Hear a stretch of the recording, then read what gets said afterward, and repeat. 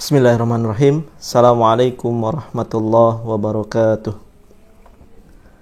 Alhamdulillahirabbil alamin wa bihi nasta'in ala umurid dunya waddin. Wassalatu wassalamu ala asrafil anbiya'i wal mursalin nabiyyina Muhammadin wa ala alihi wa ashabihi wa man sara ala nahjihi wahtada bihadyihi wattaba'a sunnatahu ila yaumiddin wa sallama tasliman katsira amma ba'd. Qala Allah Ta'ala fi kitabihil karim, A'udzu billahi minasy syaithanir rajim. Ya ayyuhalladzina amanu taqullaha haqqa tuqatih wa la tamutunna illa wa antum muslimun. Fa inna asdaqal hadithi kitabullah wa khairal hadyi hadyu Muhammadin sallallahu alaihi wasallam wa syarral umuri muhdatsatuha wa kullu muhdatsatin bid'ah wa kulla bid'atin dolalah wa kulla dolalatin finnar. Kaum muslimin dan muslimat yang dirahmati oleh Allah Subhanahu wa taala, pertama-tama marilah kita panjatkan puji syukur kita kepada Allah Subhanahu wa taala, yang dimana Allah telah memberikan kepada kita kenikmatan di tengah sebuah cobaan, di tengah sebuah ujian, yang dimana Allah masih memberikan kepada kita kenikmatan iman, kenikmatan Islam, dan kenikmatan sehat walafiat. Walaupun banyak di antara saudara kita yang terkena musibah pada hari ini, namun Allah Subhanahu wa taala masih memberikan kepada kita nikmat kesehatan, yang dimana nikmat kesehatan tersebut harus kita gunakan untuk mengumpulkan pahala sebanyak-banyaknya, dan kita gunakan untuk beribadah kepada Allah Subhanahu wa taala, yang dimana ini merupakan tujuan Allah menciptakan kita ke dunia ini. Kaum muslimin dan muslimat yang dirahmati oleh Allah Subhanahu wa taala, pada pagi hari ini, insya Allah kita akan membahas sebuah tema, sebuah pelajaran yang dimana insya Allah berguna untuk kita semua dan bisa menambahkan pahala jika kita melakukan atau mengamalkan pelajaran tersebut. Perlu kita ketahui bahwasannya Allah Subhanahu wa taala memerintahkan kepada kita untuk beribadah. Ketika kita beribadah, kita dianjurkan untuk bersuci terlebih dahulu. Maka pagi hari ini kita akan membahas tentang sebuah bab yang berada di kitab Minhajul Muslim, yaitu bab Thaharah. Thaharah merupakan salah satu bab yang mengawali kitab fikih. Kitab fikih diawali kebanyakan dengan bab Thaharah. Kenapa? Karena Thaharah ini merupakan syarat ketika kita ingin melakukan sebuah ibadah, terutama ibadah sholat. Kita dianjurkan oleh Allah dan Nabi Muhammad SAW untuk bersuci terlebih dahulu. Namun, apakah kita ketahui apa itu Thaharah? Thaharah adalah sebuah amalan yang biasa dilakukan oleh kita ketika ingin melakukan sebuah ibadah, terutama ibadah sholat. Thaharah artinya adalah suci. Thaharah adalah artinya bersih. Thaharah adalah artinya rapi dan wangi.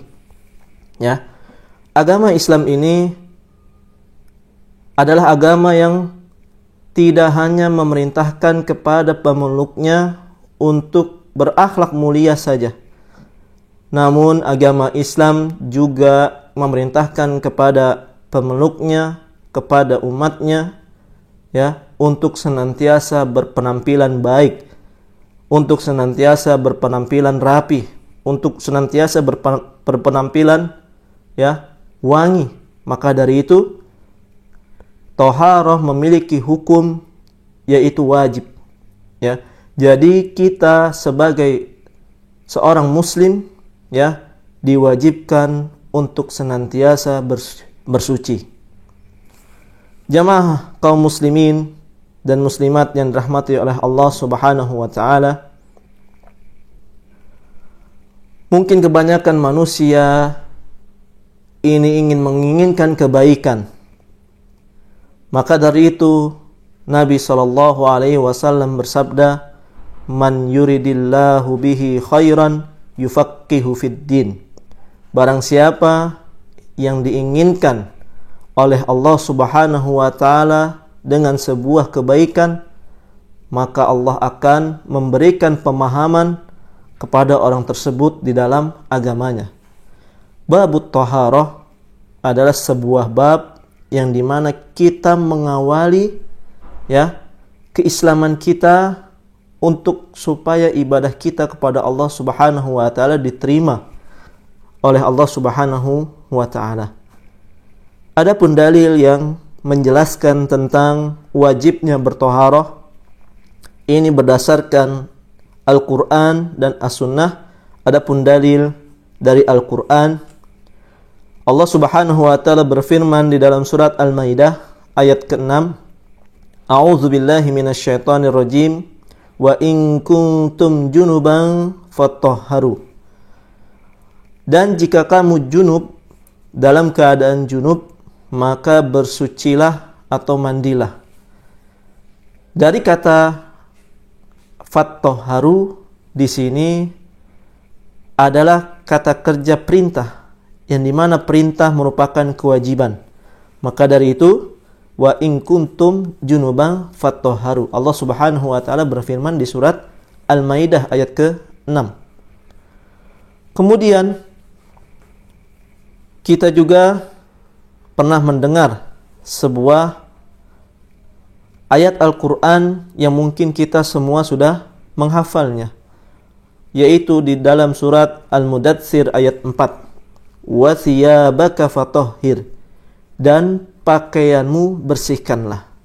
Ya, di sini kalimat taharah atau kata taharah ini disebutkan di dalam Al-Quran dan As-Sunnah, ya, yang menunjukkan bahwasannya kita wajib untuk senantiasa melakukan amalan taharah atau bersuci sebelum melakukan ibadah, terutama ibadah salat.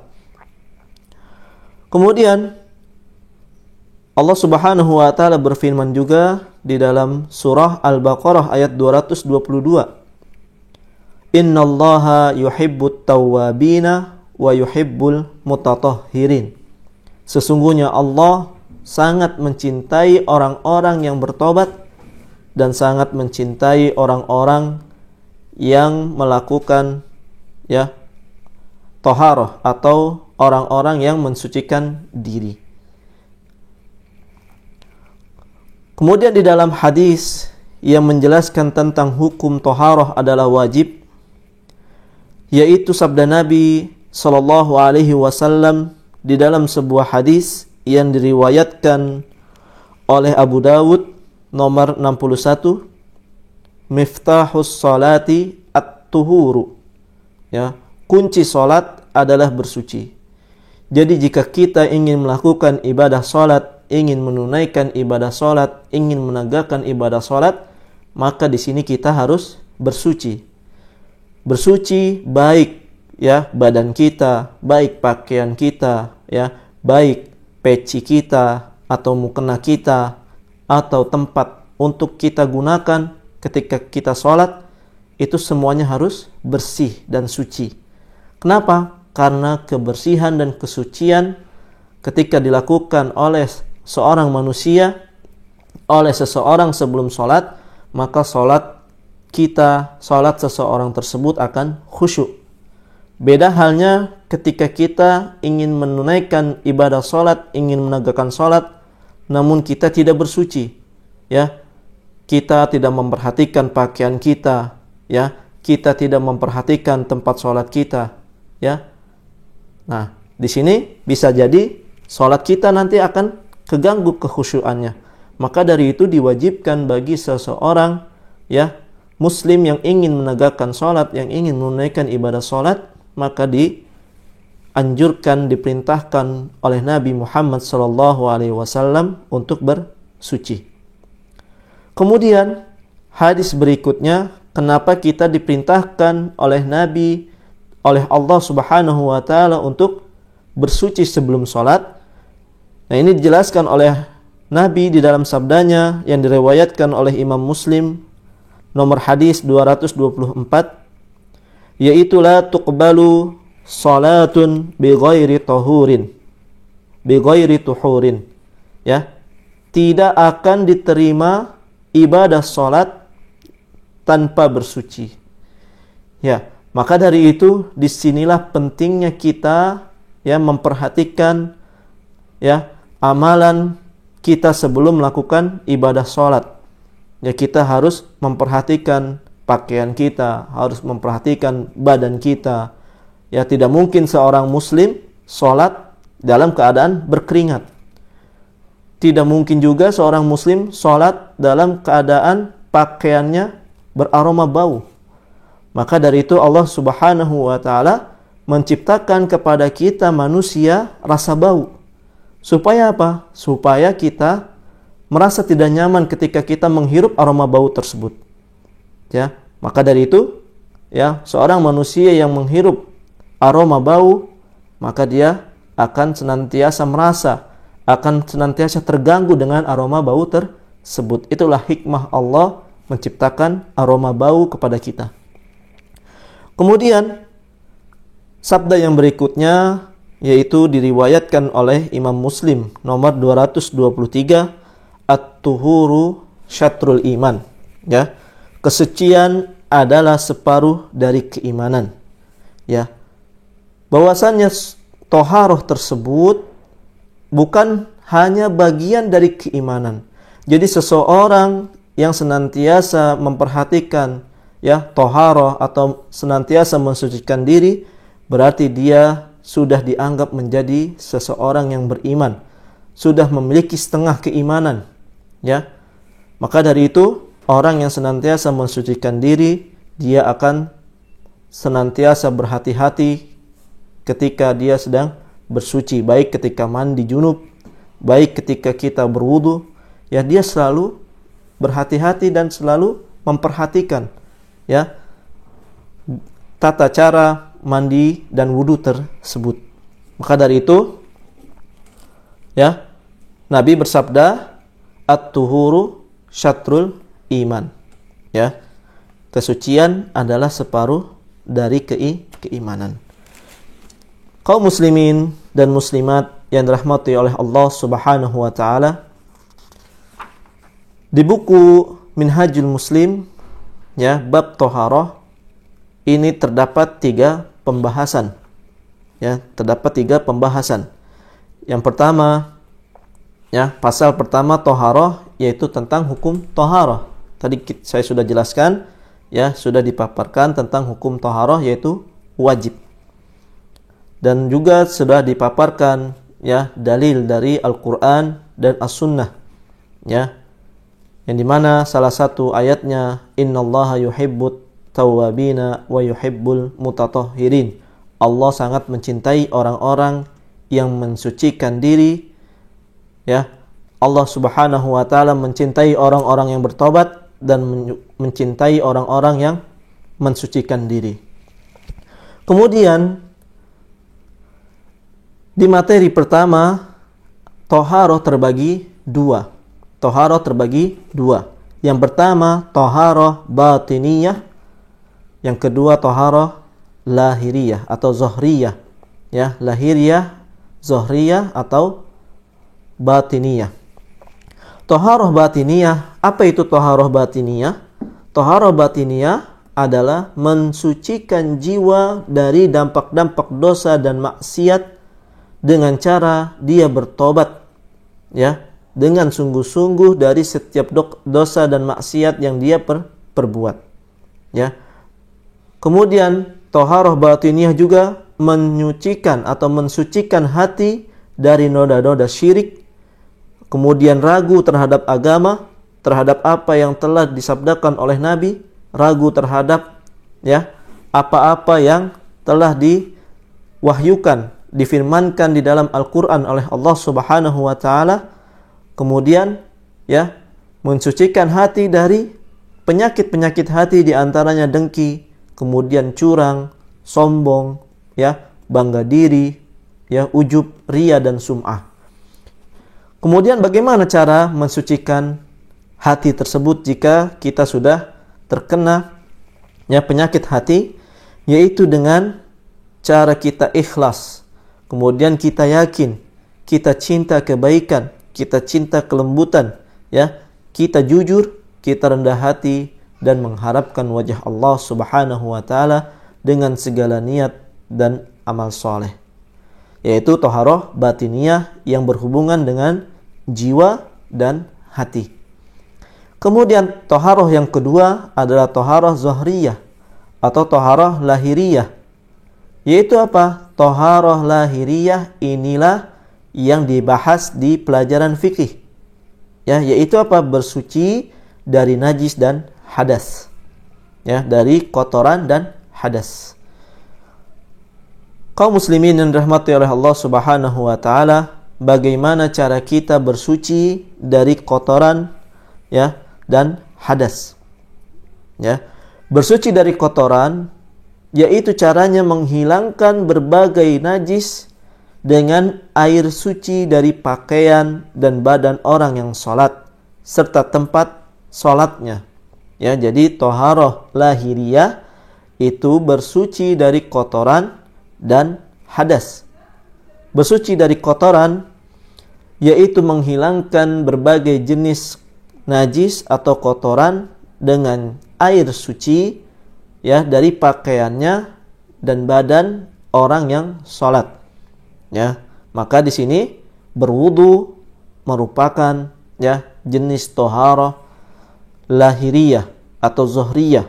Kemudian mandi junub juga sama, ya, mandi junub merupakan ya jenis taharah lahiriyah atau zahriyah, yang dimana berwudu ya itu merupakan ya bersuci dari kotoran ya dan hadas. Kemudian mandi junub juga sama, ya, termasuk cara bersuci dari hadas, yaitu dengan cara wudu, mandi dan tayammum. Ya, itu yang berkaitan dengan macam toharoh, pembagian toharoh, yaitu ada dua, toharoh batiniyah dan toharoh zahriyah atau lahiriyah. Ya, toharoh batiniyah, toharoh yang tidak nampak, ya, yaitu yang berkaitan dengan jiwa dan hati. Ya, mensucikan jiwa dari dampak-dampak dosa dan maksiat. Kita ketahui bahwasanya manusia ya setiap kegiatannya pasti melakukan dosa dan maksiat serta khilaf. Maka dari itu di sini cara mensucikannya dia taubat dengan sungguh-sungguh dari setiap dosa dan maksiat tersebut. Kemudian yang berkaitan dengan hati, ya, kita seringkali menemukan atau bahkan diri kita ya pernah mendapati penyakit hati dalam hati kita. Lalu bagaimana cara mensucikannya? Dengan ikhlas. Kemudian dengan mencintai kebaikan, dengan yakin, dengan kelembutan, dengan kejujuran dan rendah hati serta mengharap wajah Allah ketika melakukan sebuah amalan. Kemudian taharah lahiriyah adalah taharah yang dimana kita bersuci dari kotoran dan hadas. Dan ini termasuk bab dari pelajaran fikih.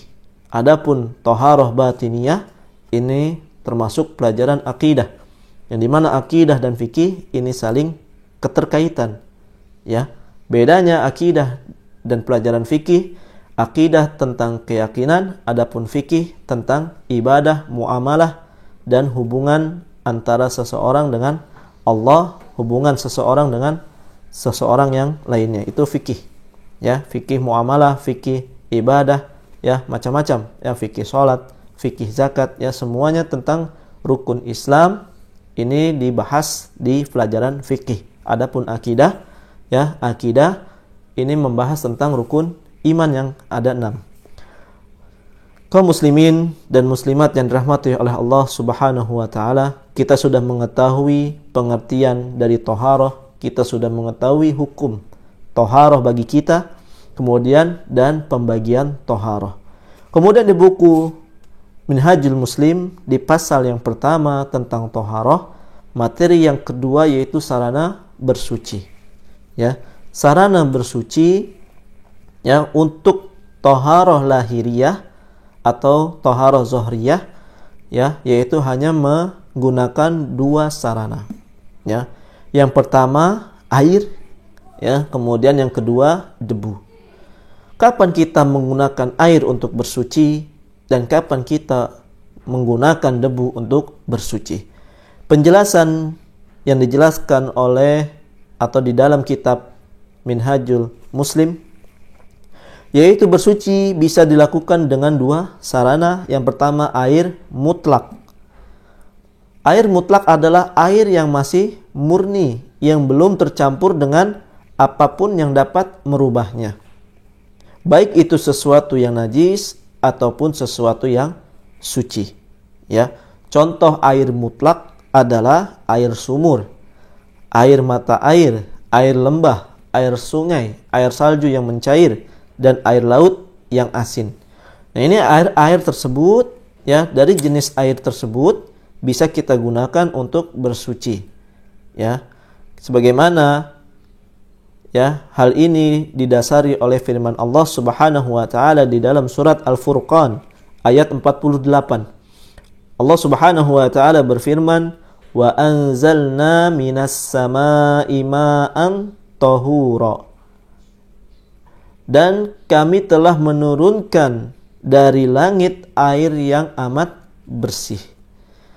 Makanya di sini di zaman sahabat, di zaman Nabi SAW dan para sahabat, ya, ketika hujan turun, ya, para sahabat dan Nabi SAW, ya, melakukan keluar rumah untuk mandi dengan air hujan.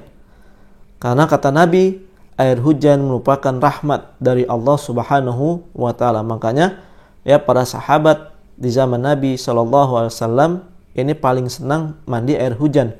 Walaupun mungkin, ya, di antara kita masih ada yang melarang anak-anak kita untuk mandi hujan. Ya, ketika hujan, ya, anak kita larang, ya, untuk hujan-hujanan disebabkan karena takut sakit, karena takut ini, ya. Kemudian kita juga sebagai anak pasti pernah dilarang, ya, pasti masih sering dilarang untuk main hujan-hujanan, ya. Maka para sahabat dan Nabi SAW ketika hujan, ya, mereka, ya, sahabat radhiyallahu anhum dan Nabi SAW, ya, dia bukakan imamahnya dan menyingkapkan kainnya sedikit sampai ke bahu supaya, ya, anggota badannya bisa merasakan air hujan yang diturunkan oleh Allah Subhanahu wa taala sebagai tanda rahmat dari Allah Subhanahu wa taala. Ya, maka ketika nanti, ya, setelah mendengarkan, ya, pelajaran ini, kajian ini, ya, jadi orang tua, ya, tidak usah atau tidak perlu untuk melarang anaknya main hujan-hujanan. Ya, yang perlu kita perhatikan ketika anak kita sudah main hujan-hujanan, ya, kita langsung menyediakan apa? Pakaian yang bersih, handuk, dan teh yang hangat atau minuman yang hangat, supaya nanti anak kita, ya, tidak merasa terlarang, ya, dilarang terus ketika hujan, padahal hujan adalah rahmat dari Allah Subhanahu wa taala, ya. Air mutlak juga dijelaskan oleh Nabi SAW, ya, di dalam sebuah hadis yang diriwayatkan oleh Imam Al-Baihaqi, ya, walaupun nanti, ya, hadis tersebut derajatnya dhaif, namun pada asalnya hadis ini adalah sahih. Jadi hadis tersebut bisa kita amalkan. yaitu bunyinya Nabi SAW bersabda, al-ma'u tuhurun illa in taghayyara rihuhu aw ta'muhu aw launuhu binajasatin tahdusu fihi. Ya, kata Nabi SAW, air itu suci dan bisa mensucikan, kecuali jika air tersebut berubah aroma, kemudian berubah rasanya dan berubah warnanya disebabkan ada sebuah najis yang bisa mengenainya, yang bisa merubah aroma tersebut, yang bisa merubah rasa air tersebut, yang bisa berubah warna tersebut. Jadi ketika kita ingin berwudu, adanya air sumur, kita boleh menggunakan air sumur. Ya, kemudian jika kita ingin berwudu, ingin mandi, tidak ada kamar mandi kecuali sungai yang mengalir, kita boleh mandi di sungai. Adapun air yang sudah berubah warnanya, contoh seperti minuman kopi, contoh lagi seperti minuman teh. Nah, ini jenis minuman tersebut yang sudah berubah warna airnya, maka tidak kita gunakan untuk bersuci.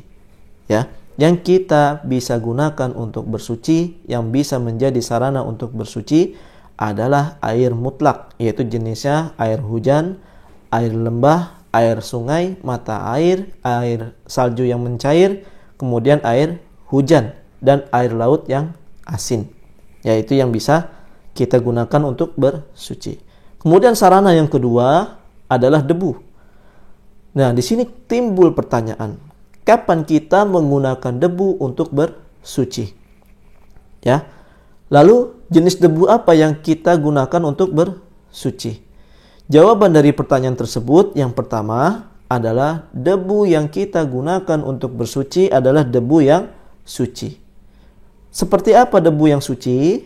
Yaitu permukaan tanah yang suci berupa tanah, pasir, batu, atau debu yang dia benar-benar suci. Ya, debu tersebut sama kita kiaskan dengan air. Ya, ketika debu tersebut sudah beraroma tidak sedap, kemudian debu tersebut atau pasir tersebut atau tanah tersebut atau batu tersebut sudah berubah bentuknya, maka di sini tidak kita gunakan untuk bersuci. Ya, hal ini didasari oleh sabda Nabi SAW di dalam sebuah hadis yang diriwayatkan oleh Imam Ahmad dan Imam Muslim, nomor hadis 9412, sedangkan Imam Muslim meriwayatkan hadis ini di nomor hadis 523, yaitu ju'ilat liyal ardu masjidan wa tahuran, telah dijadikan untukku tanah sebagai tempat sujud dan alat bersuci. Ya, Nabi Muhammad SAW diberikan kekhususan oleh Allah Subhanahu wa taala, yang dimana kekhususan tersebut, keistimewaan tersebut tidak diberikan kepada nabi-nabi sebelum Nabi Muhammad SAW. Yaitu apa? Telah aku jadikan bagi Nabi Muhammad dan umatnya itu tanah sebagai tempat sujud dan bersuci. Ya. Nah, ini merupakan bentuk keistimewaan yang diberikan oleh Allah kepada Nabi Muhammad dan umatnya. Ya. Debu ini bisa kita gunakan ketika kita tidak menemukan air. Ya, ketika tidak menemukan air, misalnya sudah sholat zuhur, sudah masuk waktu azan zuhur, kemudian kita ketika ingin berwudu, sudah mencari kemana-mana tidak menemukan air, tidak menemukan air, maka di sini kita diwajibkan untuk bertayamum, dengan debu yang suci tersebut. Kita boleh menggunakan permukaan yang datar, ya dari bumi ini, ya. Tanah yang suci, tanah, pasir, ya, kemudian debu, ya. Kemudian kita juga bisa menggunakan batu ketika kita sedang beristinja, ya. Ketika kita sedang beristijmar, ya. Beristijmar, ya. Ketika kita beristijmar, ya, ketika kita sudah buang air kecil dan buang air besar, ketika selesai buang hajat, kemudian tiba-tiba air mati. Nah, maka di sini kita gunakan, ya, batu atau, ya, kain yang bersih seperti tisu untuk beristijmar atau beristinja, ya. Kemudian itu hal yang pertama ketika kita tidak menemukan air. Kemudian yang kedua, kita bisa menggunakan debu tersebut, ya. Ketika kita menemukan air namun kita tidak mampu untuk menggunakan air tersebut dikarenakan kita sakit, ya. Misalnya, ya, kita ada luka di kulit kita, ya. Kemudian jika luka tersebut, ya, disirami air, maka luka tersebut akan semakin parah. Atau enggak kita sedang panas, yang sangat panas suhunya, sedang sakit demam, sehingga kita tidak mampu untuk menggunakan air, padahal air itu ada. Air tersebut sudah kita jumpai. Nah, maka di sini, ya, bagi orang yang berada dalam keadaan seperti itu boleh menggunakan debu atau bertayamum. Ya, ini berdasarkan firman Allah Subhanahu wa taala, "Falam tajidu ma'an fatayammamu sha'idan thayyiba." Kemudian kamu tidak mendapat air, maka bertayamumlah kamu dengan tanah yang baik. Ya, bertayamum dengan tanah yang suci. Baik tersebut, ya, baik di sini maksudnya adalah suci. Ya, jadi tanah yang suci. Kemudian didasari oleh sabda Nabi SAW, yaitu diriwayatkan oleh Imam Tirmizi dan dihasankan oleh Imam Tirmizi, yaitu innas sa'idat thayyiba tuhurul muslimi wa illam yajidil ma'a asyra sinin fa idza wajadal ma'a falyumissahu basyaratah. Ya, kata Nabi SAW dalam hadis ini, sesungguhnya debu yang suci adalah alat bersuci bagi seorang muslim walaupun ia tidak menemukan air selama 10 tahun, ya. Bila ia menemukan air, maka hendaklah ia mengusapkannya ke kulitnya. Ya, di sini yang jadi pertanyaan, ya, apakah kita sudah mengetahui tata cara bertayamum yang benar? Apakah kita, ya, meletakkan debu kita, ya, kumur-kumur dengan debu, atau dengan, ya, menaruhkan, ya, debu di atas kepala kita? Ya, insya Allah, ya, di antara kaum muslimin dan muslimat yang dirahmati oleh Allah sudah mengetahui tata cara bertayamum yang benar, ya. Kemudian juga didasari oleh persetujuan Nabi terhadap tayamumnya Amr bin As dari junub pada suatu malam yang sangat dingin, karena ia mengkhawatirkan keselamatan dirinya bila mandi dengan air dingin. Kemudian kaum muslimin dan muslimat yang dirahmati oleh Allah Subhanahu wa taala, materi yang ketiga, penjelasan tentang najis. Ya, di buku Minhajul Muslim, penjelasan tentang najis. Nah, sebelum masuk ke materi tersebut, di sini saya akan bertanya, apakah, ya, najis dan hadas itu berbeda? Lalu jika berbeda, apa perbedaannya? Ya, kemudian apakah jika terkena najis, ya, maka wudu menjadi batal? Apakah setiap yang kotor itu najis? Masih banyak kaum muslimin yang belum menerima atau memahami hal tersebut. Kemudian di sini kita perlu jelaskan bahwasannya najis merupakan sebuah kata dari kata najasah. Ya, najasah artinya najis, bentuk jamak dari an-najasah. An-najasat itu jamaknya. Kemudian an-najasah yaitu mufrad. Ya, an-najasat itu najis, bentuk jamak dari kata an-najasah yang artinya kotoran. Itu secara bahasa Arab. Adapun secara syariat, yaitu segala sesuatu yang dianggap kotor oleh syariat. Ya, yang dianggap kotor oleh syariat, bukan yang dianggap kotor oleh akal kita. Ya, tapi yang dianggap kotor oleh syariat agama ini, yaitu agama Islam. Tentunya Nabi Muhammad SAW dan Allah Subhanahu wa taala. Ya.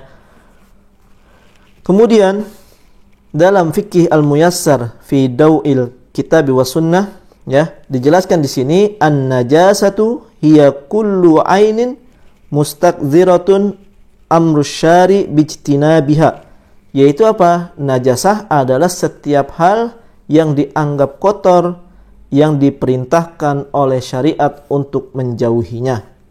Ya, dari pertanyaan tersebut, dari pernyataan tersebut, ya, bahwasannya ulama menunjukkan bahwa tidak semua yang kotor menurut manusia adalah najis. Ya. Ya, adalah najis dalam istilah syar'i, dan menunjukkan bahwa yang menentukan najis atau tidaknya sesuatu itu harus dilandasi dengan dalil. Ya, jangan kita sembarangan mengatakan ini najis, kotoran ini najis, ya. Jadi najis, kita bisa katakan kotoran ini najis, ya. Ini harus didasari dengan dalil dan ditentukan oleh syariat, bukan ditentukan oleh akal kita. Jika tidak ada dalil yang menunjukkan najisnya sesuatu tersebut, maka sesuatu tersebut hukumnya suci. Ya, hukumnya suci. Lalu apa perbedaan antara najis dan hadas? Ya. Najis dan hadas di sini, maka najis tidak bisa ditentukan dengan akal atau perasaan seseorang bahwa sesuatu itu najis, melainkan harus berdasarkan dalil. Ya. Sedangkan najis itu ada bagiannya, yaitu terdapat 3 bagian najis. Najis mughalazah, najis mukhaffafah, najis mutawassithah. Ya, najis mughalazah yaitu najis yang berat, seperti najis dari air liur anjing, ya, dari hewan anjing dan babi. Ya, ini merupakan najis mughalazah. Semua yang ada di dalam, ya, tubuh anjing dan babi ini merupakan najis, ya, dan sifatnya najis mughalazah. Adapun najis mukhaffafah yaitu najis yang ringan, seperti, ya, air kencing anak laki-laki yang belum memakan makanan dari, ya, selain ASI, ya, kemudian dan muntahnya. Kemudian najis mukhaffafah termasuk mazi, ya, jenisnya, ya, mazi dan wazi, ya. Kemudian najis yang ketiga najis mutawassithah, najis yang pertengahan, tidak ringan dan tidak berat, yaitu najis air kencing secara umum, kemudian kotoran manusia atau feses, bangkai dan lain-lainnya. Sedangkan hadas merupakan, ya, secara bahasa terjadinya sesuatu, ya, secara bahasa hadas, ya, artinya terjadinya sesuatu. Sedangkan dalam istilah syar'i, keadaan yang mewajibkan wudu atau mandi jika seseorang hendak sholat, ya. Dan ini di dalam kitab Mawsu'ah Fiqhiyah Durar As-Saniyah disebutkan al-hadasu istilahan, ya, wasfun qa'imun bil badani yamna'u minas sholati wa nahwiha mimma tushtaratu lahu at-taharah. Yaitu apa? Hadas secara istilah maknanya suatu keadaan yang terjadi pada badan yang membuat seseorang terlarang untuk melakukan sholat dan ibadah lainnya yang disyaratkan harus dalam keadaan bersuci. Ya, itu perbedaan hadas dan najis dalam pengertian. Sedangkan dalam pembagian, hadas ada 2 macam, hadas akbar dan hadas asghar. Ya, hadas asghar apa saja? Yaitu segala yang mewajibkan wudu. Ini hadas asghar, seperti buang air kecil, seperti buang air besar dan buang angin, atau dalam istilah bahasa Arab durat. Ya, durat itu artinya buang gas, ya, buang angin. Sedangkan hadas akbar yaitu yang mewajibkan mandi. Mandi apa? Mandi seperti kita sehari-hari atau mandi seperti apa? ya, yaitu mandi junub. Ya, yang mewajibkan mandi junub yaitu ya jima, ya, yang disebabkan oleh jima atau berhubungan intim bagi suami istri yang sah, ya. Kemudian keluarnya mani, mimpi basah, ya. Kemudian ketika bangun, ya, kita menemukan basah di celana kita. Nah, di sini mani sifatnya dia agak kental, ya, lebih kental dari mazi. Maka ketika kita mendapati setelah bangun tidur, ya, di dalam pakaian kita, maka kita wajib junub karena kita sudah mimpi basah yang menyebabkan keluarnya mani dari tubuh kita, ya. Dari sinilah kita bisa mengetahui bahwa perbedaan hadas, ya, dan najis, bahwasannya hadas merupakan suatu keadaan, bukan suatu benda atau zat. Berbeda dengan najis yang merupakan benda atau zat. Dan cara menghilangkan najis serta hadas ini tentu berbeda. Dan insya Allah akan saya bahas, ya, di pertemuan yang akan datang. Mudah-mudahan Allah Subhanahu wa Ta'ala menjadikan kita sebagai orang-orang yang mensucikan diri, dan semoga Allah Subhanahu wa Ta'ala menjadikan kita sebagai orang-orang yang bertobat, karena Allah mencintai orang-orang yang bertobat dan orang-orang yang mensucikan diri. Kita tutup dengan doa kafaratul majlis. Subhanakallahumma wa bihamdika asyhadu an la ilaha illa anta astaghfiruka wa atubu ilaik. Assalamualaikum warahmatullahi wabarakatuh.